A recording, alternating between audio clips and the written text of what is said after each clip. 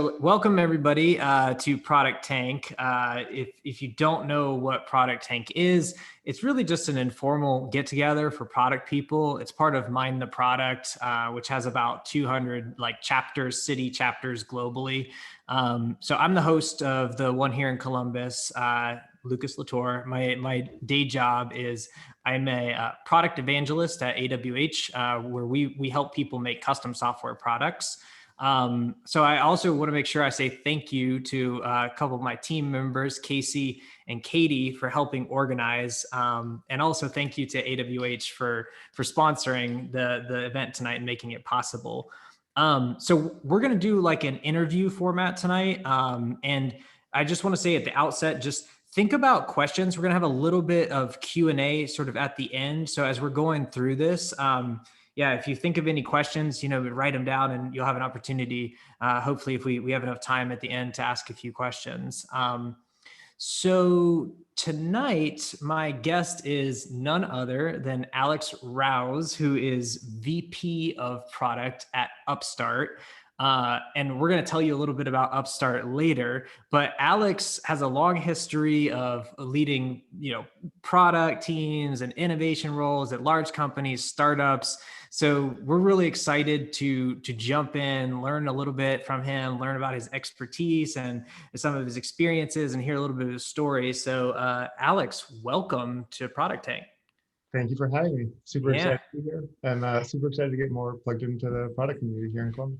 Yeah. Well, it's good to have you. So I kind of want to just ask you at the beginning, it's like, how did you sort of find your way into product originally?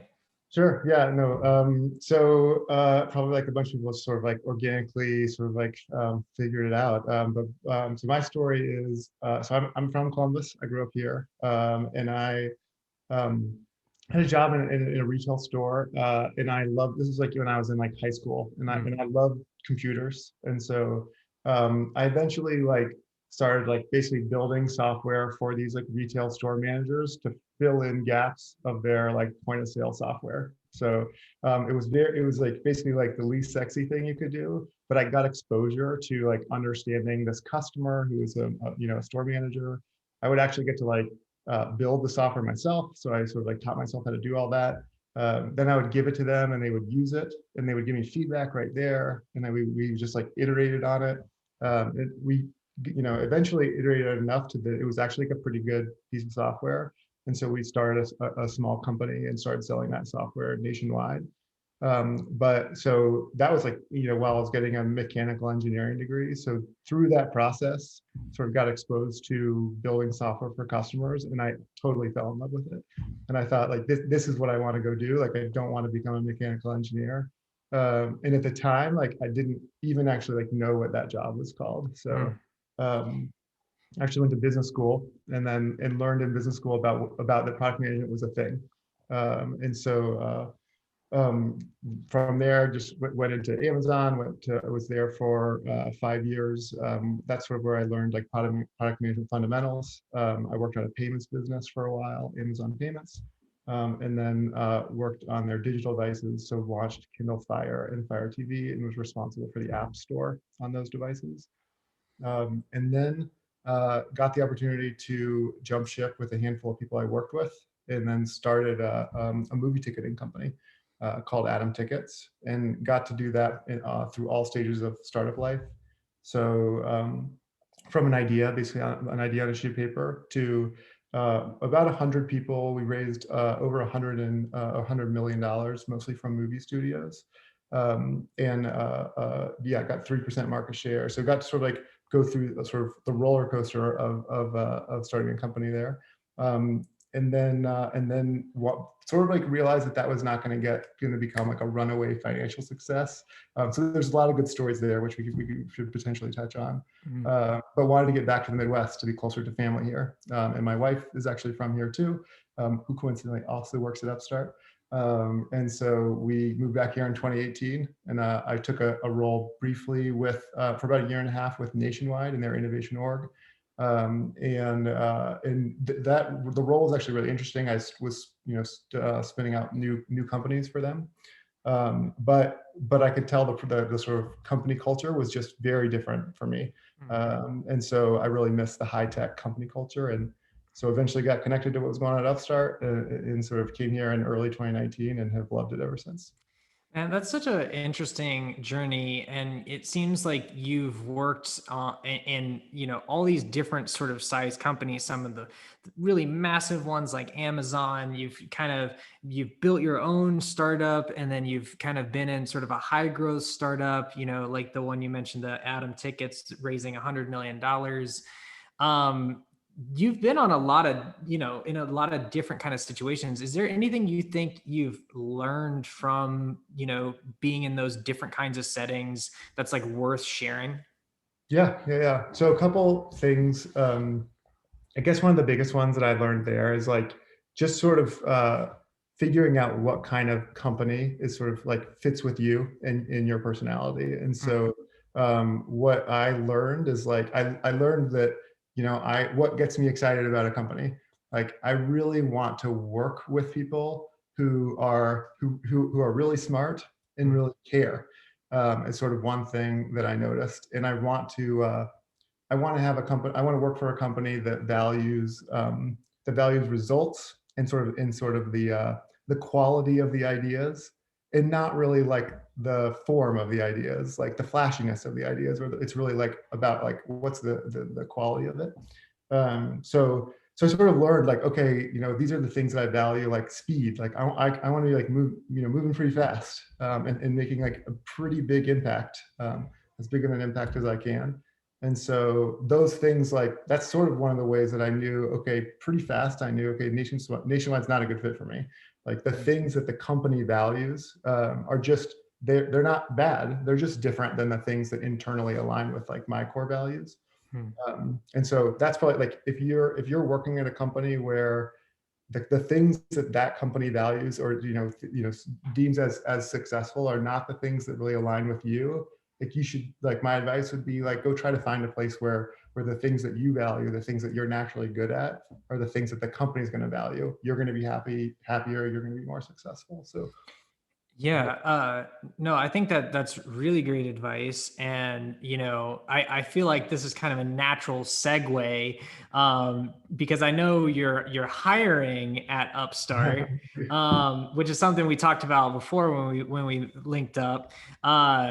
Maybe you could just tell people a little bit about like Upstart, like what it sure. is and what you're working on there. Yeah, we have tons of product roles open. So yeah, absolutely. Like reach out to me on LinkedIn or via email. But yeah, happy to give sort of an overview of what Upstart is. So just like the one liner is Upstart an AI technology company that helps banks sort of modernize their lending through AI.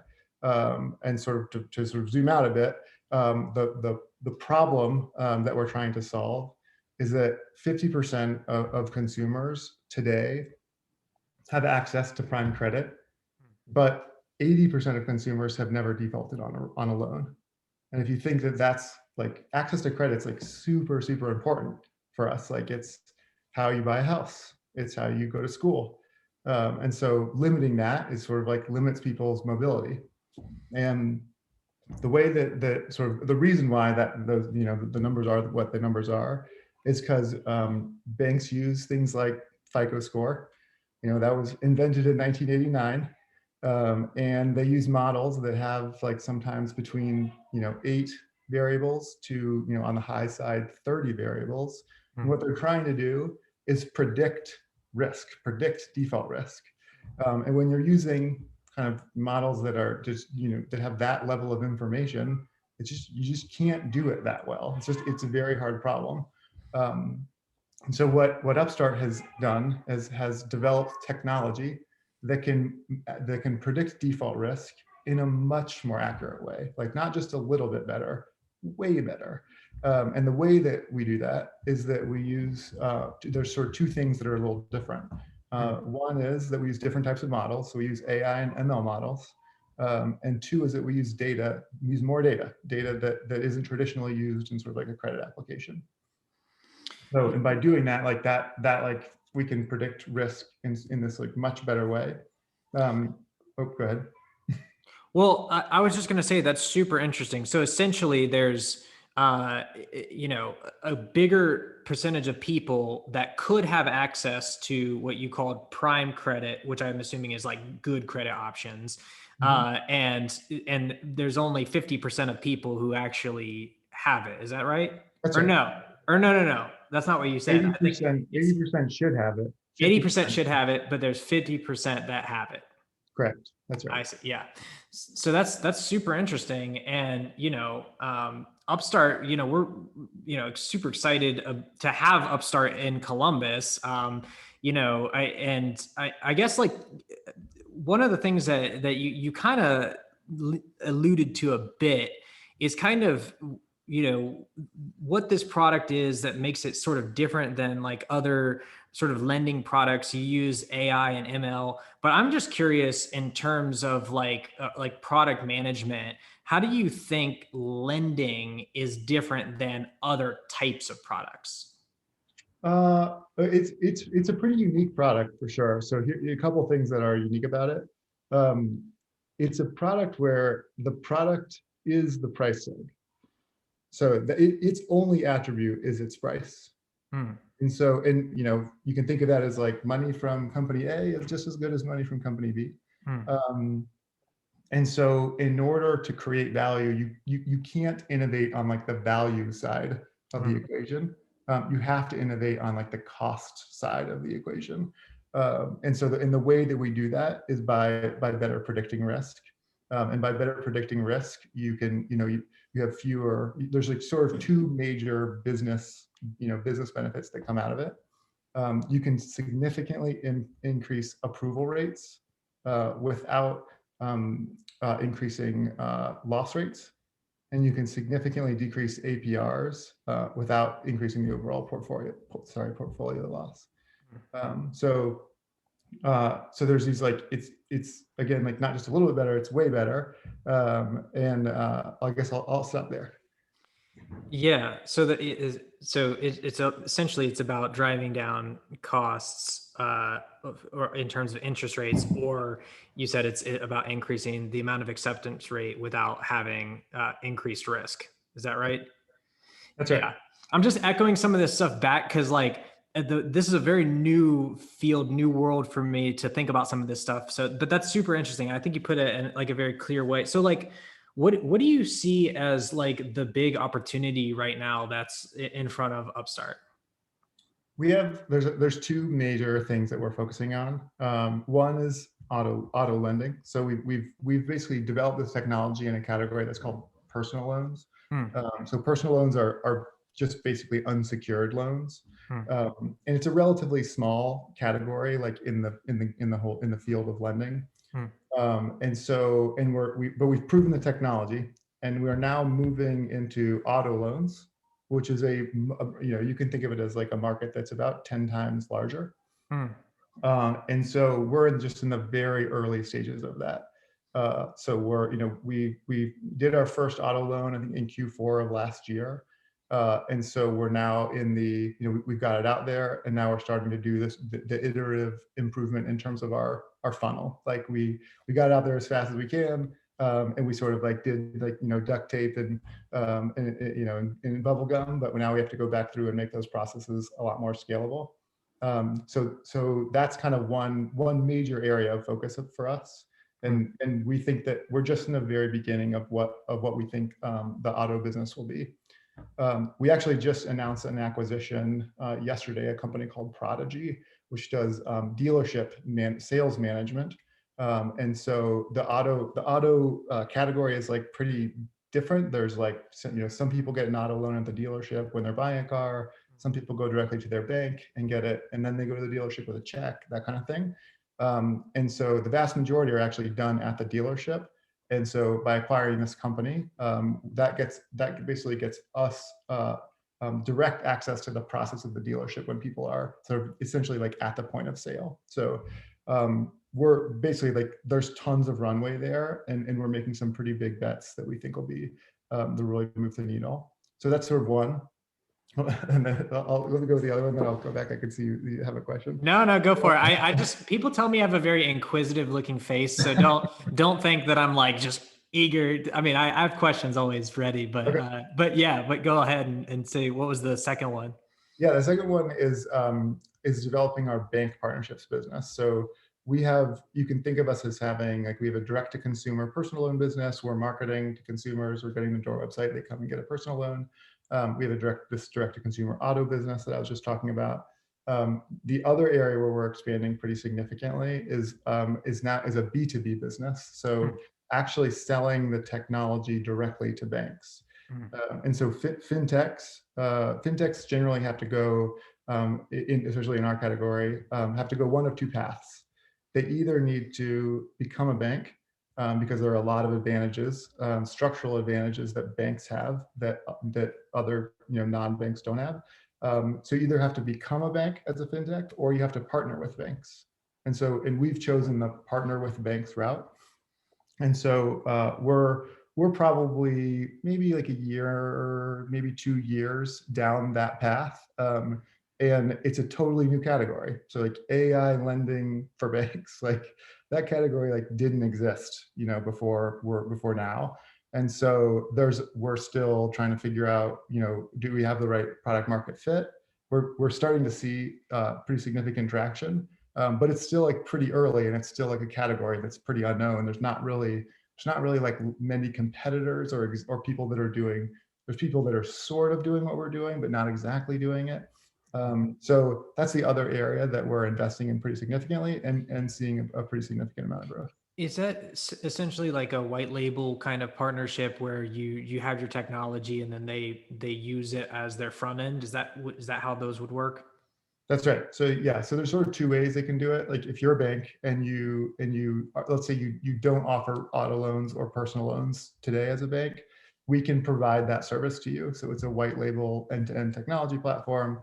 And so we manage essentially they set the return targets. They set the credit box, basically who they're trying to who they want to serve. But we manage everything else. So that's sort of one way we offer it to banks. And then the other way is basically through APIs. So if you're a bank and you already have let's say you have a way to get a personal loan on your website, you don't want to like rip that out and throw it away. So right now what we offer is specifically like our credit decision piece, the sort of brains behind our model, and they can just plug that in directly to their process, and get all of the advantages of AI lending with a relatively simple integration. Super interesting. So one of the things you said is you either have to become a bank or partner with a bank. And I'm actually curious. I kind of think it has something to do with capital, but what is the reason for that? Yeah, it is primarily because of the cost of capital. So like if you think about SoFi as a good like counterexample. So they started in student loans, and then they like have gone into basically like every lending category. If you're not a bank, your fund, like you have to get funds to lend. This gets into some of the complexity of our business, but that money has to come from somewhere. And so there's only like a few places where that money really comes. Like it either comes from deposits, like of if you're a bank, or it can come from capital markets, which are basically like hedge funds that buy these types of assets. They invest their money in these types of assets. The like capital market funds, because they're coming from hedge funds, they demand a higher return on their money. So Right. if that's where your funds are coming from, then you have this disadvantage where you have to charge higher interest rates because you have to cover this cost of funds. So that's why, like, if you're trying to scale it pretty significantly, and let's say get into types of lending categories that have lower interest rates, let's just, for purposes of example, like use home loans. So like a home loan has a whatever 3-4% interest rate. That's not possible with capital markets because the funds are too expensive. So does that answer your question? Yeah, that does. And this is a totally off topic kind of thing, but I've been looking into sort of this like decentralized lending recently, but they have the problem of the people that are putting money into it expect a lot of yield out of it. So you can't get a really cost effective loan. So I don't know if you're familiar with that space at all, but it seems like what you're doing with AI and the system you put together essentially is a better cost model for the end consumer. And it seems like it has some long-term defensibility then. Yeah. So by better predicting risk, you basically can weed out the people who are likely going to default, and then that by doing that, you lower interest rates for everyone. Yeah. So yeah, but no question, like having that kind of technology just it creates a ton of value both for the bank and for consumers who now can get access to credit that maybe they wouldn't have been able to otherwise, or they get lower interest rates than they would have. So, is product, this is, I'm going to kind of go on to a new topic, but is product management like different when you're working with a financial product? Like how do regulations like impact what you do? Yeah, it's I would say it's like sort of different. So like there is an element of compliance that is present, in our products that, in the past consumer products that I've worked with, of course, like that doesn't exist. But you can kind of think of that as like just another stakeholder that has requirements of you, and you have to work with them to understand what they need, and then negotiate those requirements with them as it gets fleshed out. So it is an extra thing, but at the same time, it's not so much different from the way that you would think about legal requirements or accounting requirements if you were building a different type of product. It's just another one. Gotcha. So I kind of want to get into more of like your role and like your work on a day-to-day basis and that sort of stuff. So I guess like, when you're thinking about like product management and like, are there any things that you think are like super important to be like successful as a PM? Yeah, I mean, let me think. So some of the things for me are um, so one is just sort of raw horsepower, intellectual horsepower. So you just have to be smart. I think it's like at least important for us at Upstart. Another one is you have to be able to think both strategically and tactically. Hmm. So this might be a little different than other companies here in Columbus, but we think of product management roles as like pretty senior roles. So we don't really have sort of like, junior, we barely have what I would consider mid-level PM roles. They're generally like pretty senior roles because the impact on the company is very significant. And so we are effectively in charge of helping drive the strategy of the company, the business strategy of the company. And that doesn't mean that we're necessarily like, it's not like we're coming up with all of that strategy. Sometimes we are, but so other times we're just driving the group to sort of like get to a strategy. So you have to be able to operate both strategically and like once we figure out what we want to go here and play here, and here's how we're going to do it. We're going to launch this feature, or we're going to launch this product, or whatever. Then we have to be able to do the delivery too. So it's both strategic and tactical. I think requires skills in both of those areas. And then maybe another one it's just like that I think is like super important is just soft skills. And so you can think of that as like the ability to influence people. You can think of it as the ability to like drive consensus.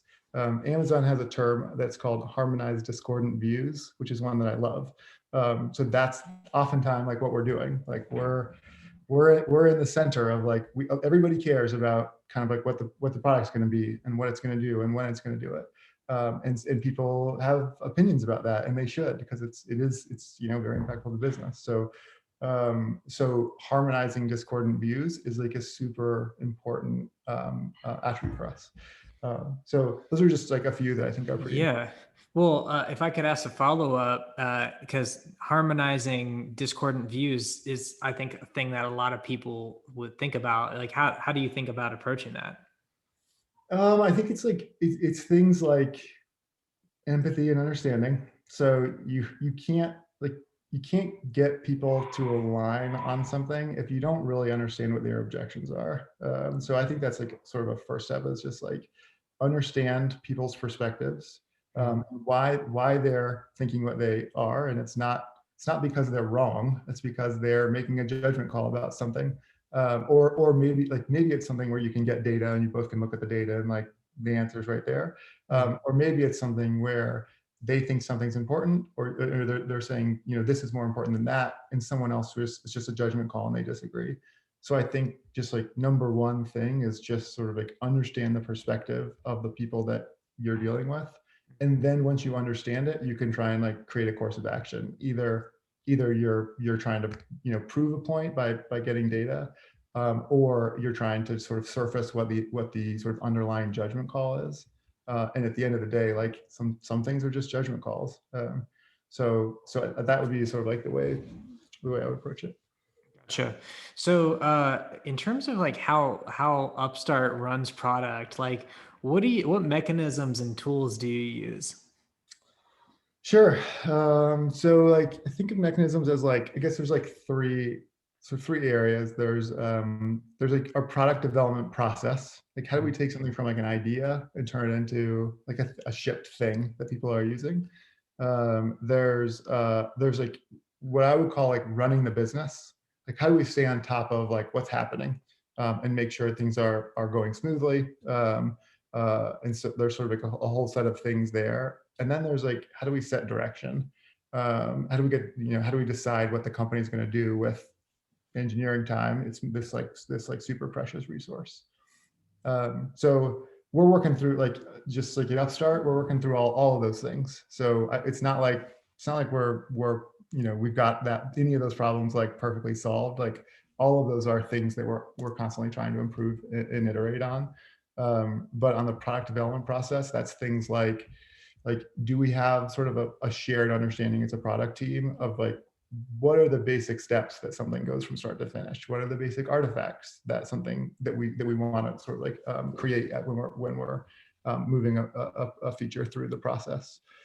When is a feature good enough? Like when is it okay to just like get something out there and do it quick and learn? And when does the bar need to be higher? When is it really important that something like doesn't have a problem?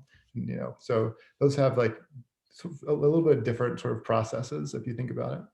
And then like running the business is like we have weekly metrics meetings where we're looking at probably 100 different metrics across our business, and we're trying to one, like understand like we're moving levers, we're releasing features, we're doing marketing activity, whatever it is, and we're trying to understand like keep a pulse on the business and understand like what are we doing and how is that manifesting itself actually sort of in the metrics that we can look at. And then just on like the process for direction, like we do that two ways. We do a quarterly planning process, which we actually just like finished today for Q2, which is like a bear. It always is. So that's like one mechanism where like we get everyone to look at and talk about and trade off what are we going to spend our time on next quarter. And usually there's like everyone feels like they lost an arm. And then there's things that works well for wrestling between like smaller things. If we're saying we want to go make a big investment we want to go into like a new business, create a new business line, or like there's this really big feature that will take us many quarters and many people to get done. We do like a one-off. We'll like have a specific meeting where we'll talk about what that is, the business opportunity, basically. Like what is that thing? Like why is it important to us? And what do we think it'll cost, like in terms of people usually? And then like, do we want to do it or not? And then if we do, then we'll like sort of work that into the quarterly plan. So those are a few.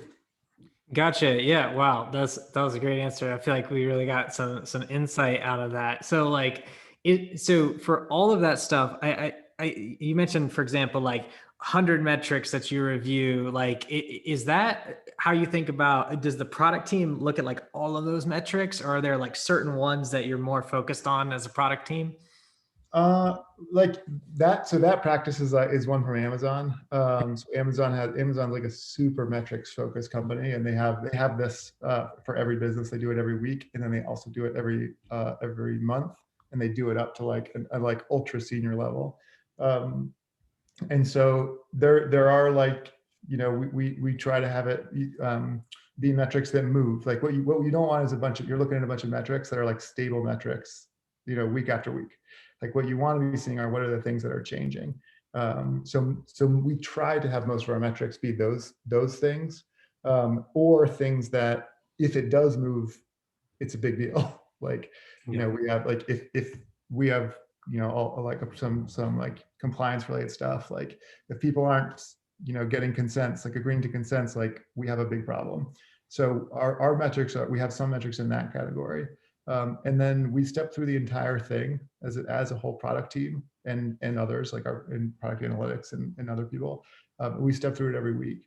And you can get like, once you start that rhythm, like you can actually do that really fast. Like we can get it done and we can look at 100 metrics in 30 minutes and like have a discussion, figure out what we need to go, there might be one or two things we need to go investigate and follow up on. So it sounds like a lot, but it's really actually not. Yeah, I think it's just thinking about my own company. Like we review it like a lot of metrics too on a week. We do ours on a weekly basis, and uh, I think like as I've gotten more into it, there's like certain ones that I'm like, oh, I need to focus on this. But I guess, do you have like a practice around I think you said you just spend like a half hour doing it where you're like, all right, we're really going to dive in and think about these metrics? Or is it more just like a on each weekly stand up or whatever? No, we have a dedicated to time and like a report that goes out that has 100 metrics, and then we step through it section by section in a meeting. And we look at week over week variances, and if some things don't look right, we go investigate it. Gotcha. Gotcha. Interesting. Super interesting. So I'm curious about like, how do you approach staying close to the customer? This is also, I think, a really good one. It's it's also something I've seen done pretty differently in the various companies like Amazon and Nationwide, and then Upstart. First, I'd say like I think staying close to the customer is like probably one of the most important things you can do as a product manager. Mhm. Like it is ultra important, Mhm. and you can do it like either by metrics. Like you can be looking at usage of the product, and you can see what people are using or not using, and that can provide insight. So I do think that there's a lot of value there. And then you also do it through customer research, and that customer research could be like qualitative stuff like surveys, or quantitative stuff like surveys, or qualitative stuff like interviews. We happen to also have a like behavioral researcher on staff at Upstart, which is an amazing thing. If you don't have that, and so we think about like what are the types of questions that we're trying to answer. Are they exploratory questions like how would customers react to thing XYZ, or like things that basically could be pre-concept. We're more just trying to understand like who actually is the customer, of a thing that we might be building, or if we have an idea of who we think the customer is, like what are their needs, and then once you have an understanding of who the customer is and what their needs are, you can start thinking about solutions. And there can be lots of solutions to a need. So sometimes you have to think about like try multiple solutions to that need. And so actually at Nationwide, that was one of the things that I really liked, and really learned a ton from when I worked there, is that we did design thinking research, and we did it very deeply, and we did like multiple. We might do one research. We would do like in city, like fly everyone out there pre-COVID, like do a weeks long round of research, and then we would refine our ideas, and we would do that like 6 months in a row. So it would take us 6 months to sort of like refine the sort of who the customer is, whatever needs or whatever solution. And that was an amazing thing to learn. And I think that approach, like design thinking, and this particular like implementation of design thinking is really great. Like I would like highly recommend if you're not familiar with that process to go learn about it. But I think the way that we did it there was like too slow in my mind. And it was all qualitative. So if you do all qualitative research, like it's just quite slow. It was also all in person. And so there are ways to basically do that same thing, but do it faster. So you can do interviews, like they say, like VC interviews. Like you don't have to be in person. You can augment some of the qualitative stuff with quantitative stuff, which like surveys and stuff are also much faster. So I think it's super important. I think there's like a wide range of how you can do that, and the things that like I wouldn't I would just we try to bias for like definitely like not cutting out of the process, because sometimes it can be very tempting to like cut it out and just move faster. So no, don't cut out of the process, and try to balance sort of the time it's taking you to get the insights that you need, with sort of like the level of depth that you can get through whatever mechanisms. Yeah, that's super interesting. I so I want to ask you. I didn't tell you I was going to ask you this ahead of time, but I know you come from Amazon, and there's sort of like the day one philosophy about the customer. Do you still carry that with you in like what you're doing now, or like how much do you think about that in what you're doing? The day one. So I mean, I definitely, so in my mind, like the customer sort of stuff, that I learned from them from Amazon is first like customer obsession, which that's like their thing. So every decision or proposal that you're making, like the rationale for that is always customer, like from the customer. Hmm. And that was like, I thought that was really like I really enjoyed that about Amazon, Hmm. because that's what we want, especially as product people. Like that's who we want to help. Like we're here to help the customer. Hmm. And so just having to root if you went to you're pitching a new idea, and you went to go pitch it, and you gave like a business rationale, like we're going to make this much money, like if we do this, like you will get kicked out of the room. And so that's cool. Like I think that's really great. And so um, one of the ways that they enforce that is through this thing called working backwards document, which you may have heard of. It's basically a press release and an FAQ.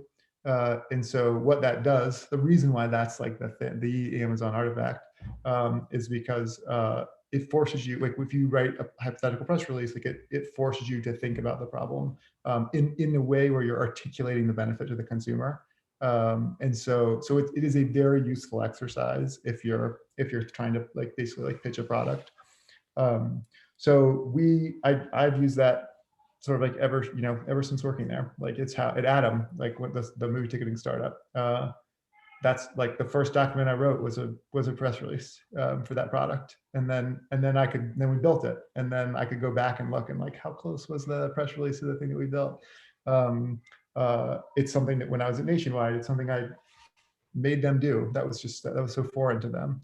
Um, and luckily, like Upstart is a very customer centric company, and has a very strong mission orientation to expanding access to credit to people who in removing bias from the financial system. So that it's ingrained in the company culture and just in a different way, but one that I think is just as prevalent. Gotcha. So, who do you sort of look up to in the world of product? Like, who inspires you? Um, so the way I thought about this question is, so I think of the thing that really impresses me is not is doing it over and over again. Hmm. So like having a like this like light bulb idea that lightning in a bottle, you had this idea and it just happened that this idea is like an amazing idea that and people love it. Like there's absolutely there's something to that. And I like would admire a company or someone who did that. But the thing that I think is even more interesting is being able to come up with that kind of idea, not just once, but coming up with it over and over and over. And so there's different ways. That's like a thing that people study, and there are different ways of doing that. And so there's like usually like three companies that like are sort of in my mind as like that do that and do it in different ways. And sort of I admire, I guess, like parts of it for each of them. So if you think about Microsoft, like Microsoft's probably like not the company that comes to your mind and you're like, this company makes like awesome product. I love Microsoft actually, but yeah. At least for a lot of people. But they're actually, yeah, I would agree, like they're super successful. Mm. And the way that they're successful is by taking the innovations that they see in the market and building them themselves. So they're sort of a fast follower, and they use their market position, and they create this sort of like big awesome, this big business and these amazing products. And there's not like that. That's a strategy like that's I think there's just parts of that are awesome. Google. So how does Google, like, how does Google do it like over and over again? Like they take technology and they create their innovations based on sort of like new types of technology. And I think that's super interesting. That's a totally different strategy. But one that I think is like just like the nerd in me, like loves that part of that strategy. And then like I'll use Amazon as another example. Like how does like what is if Microsoft is a fast follower and like Google is using technology innovation, like what is Amazon doing? And actually like had a hard time thinking about that because like it's not doesn't fit neatly into like one category for me. What they do is they do, I think it's two things. Like they foster innovation, so they do have like a spirit of like, you know, they encourage like invention within their company culture, but then they just out execute. And so I would say that to me, that's like their real power comes from their ability to just execute and execute just better than anyone. And so they can get into any category, like they're making movies, you know, like they're like, like Alexas or like, of course, like AWS and retail website. And like, so just that to me that's their real strength. And there's something that's absolutely something that I admire. So those are companies. I don't know if you were looking for companies or people, but that's like stuff that I at least I think about. No, I think that's great and very insightful on each of those companies, and I definitely agree with that assessment of those companies as well. So now I'm aware that we have like 15 minutes left roughly. And I kind of want to turn it over to people in the audience. I see there's one chat from, so if you have questions, you can either, throw them here in the chat, or if you want, you're more than welcome to unmute yourself, and don't be afraid to ask a question. But this one, I'm not sure if you'll be able to talk about, but it says, how is your score matches with FICO? So like, I guess like, I see the question is like, you have some way of scoring. Does it deviate at all from FICO or something? This is I think this is actually like a really interesting one, I think. And we have I think Grant Schneider on. So Grant, I'm going to give who's like our expert in this area. So I will give my attempted answer, and hopefully it is reasonably coherent. So what's super interesting about FICO, so we actually can look at like, you know, think about like FICO score on one axis and like interest rate on kind of another axis. And you would think like if FICO was predicting sort of risk, basically like just like us, what you would think it basically would be a straight line of like y equals x essentially. But what you find with FICO score, and this is generally true with like banks' ability to measure credit or risk broadly, is that they're like when FICO scores are pretty high, like basically everyone can see that person is going to they're not really very risky. So like whatever 800 FICO, whatever, like everyone knows that it's not a hard problem to predict that that person's not going to pay you back. Mm. As you go down the credit spectrum, it becomes a harder and harder problem. And so what that means is like, as you get into like, let's say like whatever, the 600s, you're going to have you're going to have a really wide range of people that have a FICO score of 600. Some of them are going to be just as good of a risk as someone with an 800 credit score. In fact, a lot of them actually are. Mm. And then some of them are going to be risky. And the problem with FICO score is that it can't tell the difference. And that's sort of like where the magic of our model lives, is it can tell the difference. And therefore, all the people with a low FICO score who really aren't risky, those are the types of people that can come to Upstart and get a loan. Mm. That's awesome. And I'm not going to ask you your secret sauce on the algorithm, but that I take it is the competitive advantage. You could ask me, but I wouldn't be able to tell you. You'd have to kill me, right? Well, it's great. That's what Grant here does. Like that's our machine learning, and those people have PhDs from amazing universities, and so that's sort of where the special sauce gets created. Gotcha. Grant says, couldn't have said it better myself, Alex. So that means Grant is proud of you for that answer. One thing I think is an interesting problem that I've noticed recently. It is around credit cards specifically, and the idea of sort of having like a minimum payment, and it kind of leaving people. It gives people an option to sort of pay a lot more than they might otherwise have done if they were aware of sort of like the long-term consequences. I guess, like, do you guys ever think about credit cards as like a potential? I assume that personal loans probably are targeting a lot of people that are in that spot with credit cards, right? That's right. Yeah, like the vast majority of our loans, the purpose of those loans is credit card consolidation. So people they have some credit card balance that they're probably paying like 35% interest on, and then they get a loan from us at like whatever 10% interest, and they go pay off that credit card, and then have now a much better plan to get out of debt. That is such a huge difference. 35% down to like 10.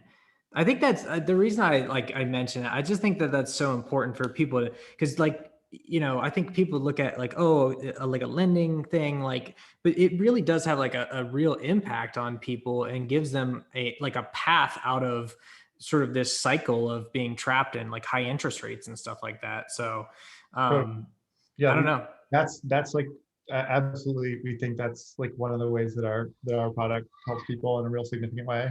And then the other one of those is people who today can't even get a loan. And there's actually a lot of people in that category. If you think like, if you come to the US from abroad to go to college or go to grad school, like you don't have a credit score. So you're not going to be able to get a loan. Or if you do get a loan, it's going to be at a really high interest rate because of what we were talking about before. Like the traditional bank models just don't have a way of predicting that risk. So, but we have all of these past borrowers with all of this data that we use to train our model. And so we can predict that risk, and so we can offer them a loan.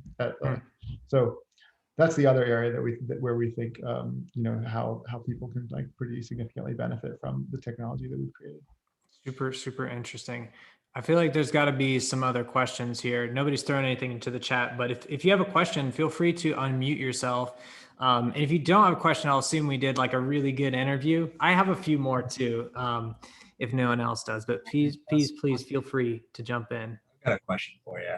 Yeah. Hey, Alex, this is Victor from Upstart as well. Hey, so quick question. Earlier you mentioned Amazon is really good at out executing people. And I wanted to follow up on that and see like what you meant. Is that like the products are just that much better, or they mean the customers where they are faster, or they just go into market faster? Like, what does it mean by out executing? Yeah, it's a good question. So I think it means a combination of things for me. I do think they're starting from the customer obsession thing, starting from the customer. So they're starting from a place that I think is really good in terms of whatever offering that they're creating.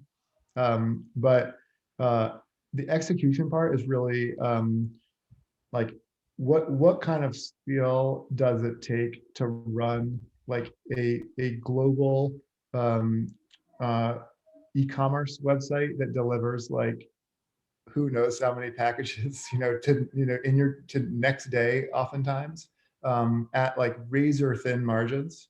Like what kind of company could operate that way? The only and like win and like actually make money. The only kind of company that could do that would be a company that could execute broadly, both in terms of technology and operations in a very significant, like in just a way that is like ahead of like anyone else.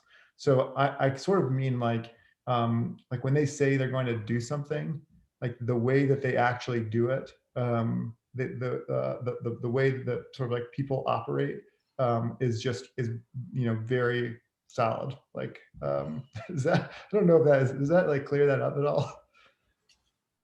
Yeah, no, that was helpful. Thanks. So I want to go to Jerome now. Jerome, you had a question? Yeah, can you guys hear me? Can hear you. I'm originally from Germany. I came here to the States. I had like that issue with getting a loan and things like that. I'm in a coding bootcamp right now, so it was kind of hard to get a loan there. Work my way around it, but I have some family here, so they helped me out a little bit. If I would have known that a little bit earlier, that would have definitely helped with what kind of banks you work together and stuff. But aside that, like I said, I'm from a coding bootcamp. I'm currently there.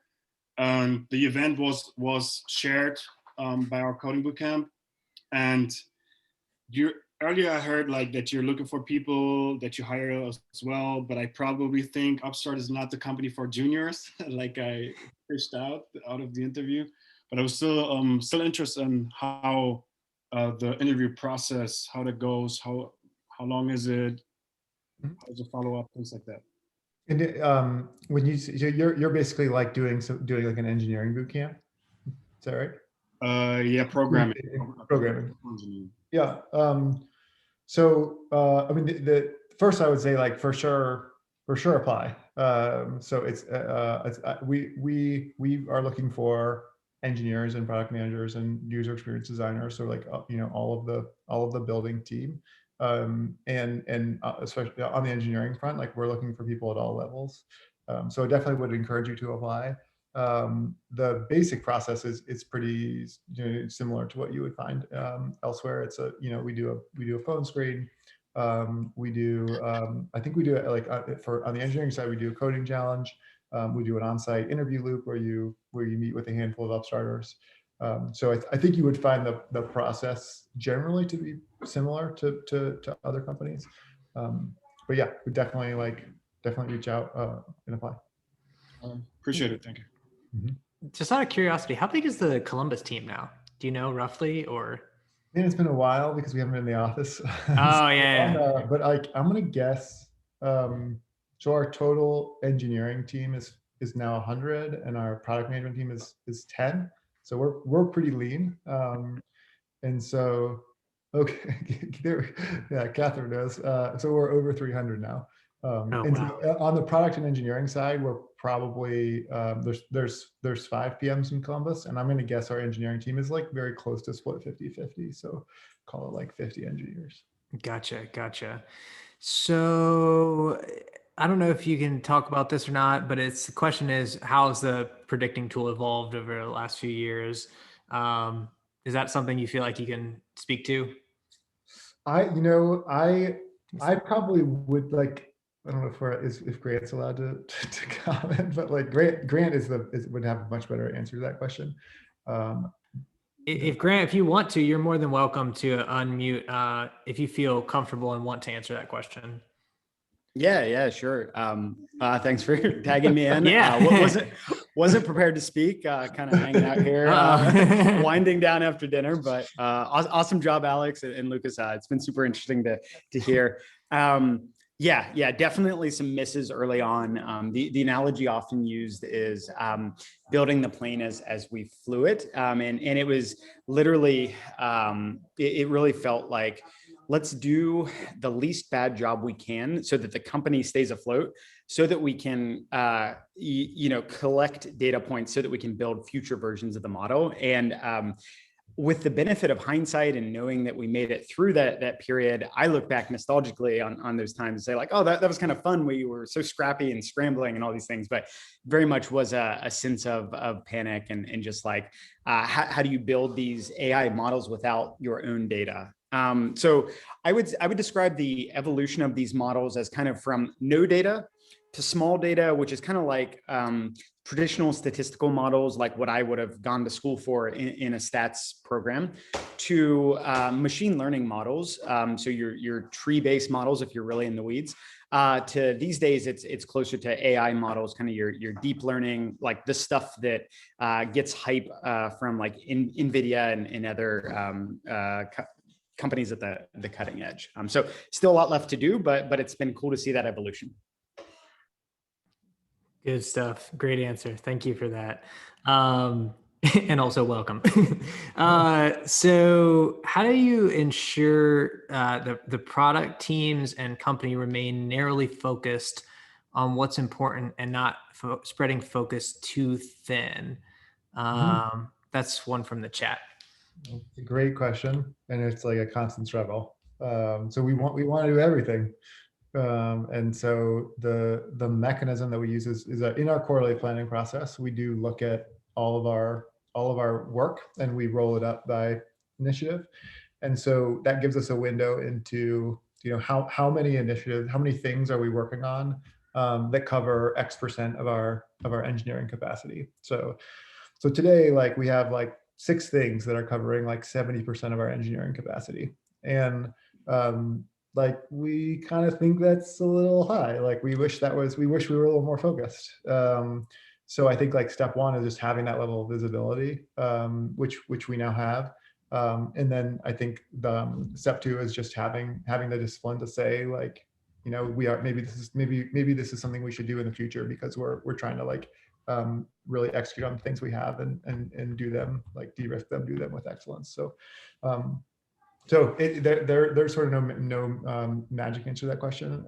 It's definitely a thing that we struggle with. But being able to have a window into it is sort of the first step. Awesome. Great question. Great answer. Are there any other questions for Alex? We are at 6:59, so I think we'll call it. We have last call. If there are any remaining questions, now is your chance. All right. Well, that's awesome. Well, thank you so much, Alex. And yeah, it was great talking to you. It's cool to see like some inside stuff with Upstart. And, we're all just super excited to have you guys rocking and rolling in the community. And like he said at the beginning, they are hiring. I think somebody posted a link to their careers page if anybody is looking for product or engineering roles. But Alex, thanks so much, man. It was really, really fun. Same here. Thanks for having me. It was really fun. All right. Have a good night, everybody.